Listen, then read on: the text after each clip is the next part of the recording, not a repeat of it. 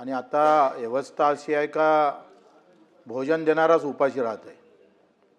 ज्यानं 10 रुपयात भोजन द्यायचं त्या मालकाला उपाशी राहण्याची वेळ जर येत असेल तर मग आता हा मोठा प्रश्न आहे सभापती महोदय. याच्यात आपण काय म्हटलं आहे उत्तरात सभापती महोदय का आपण 150 कोटीची तरतूद केली, निधी उपलब्ध आहे आणि खर्च 216 कोटी आहे.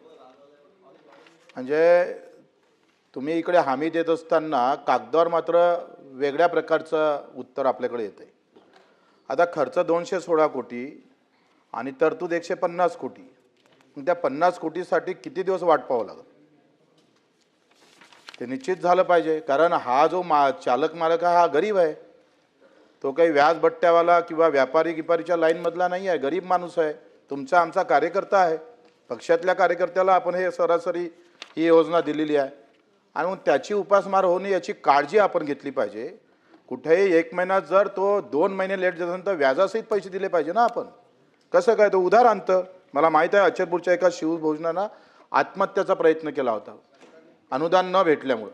म्हणून ते कमी पडणार नाही, निधी पुरा होणार नाही हे आपण लक्ष घेतलं पाहिजे. दुसरं, नवीन शिवभोजन देताना दिव्यांग विधवा भगिनी किंवा आत्महत्याग्रस्त ज्या महिला आहे त्यांना आपण तिथं कशा पद्धतीनं तरतूद करता येईल, त्यांना वाटा कसा देता येईल, हाही विचार मंत्री महोदय करणार का?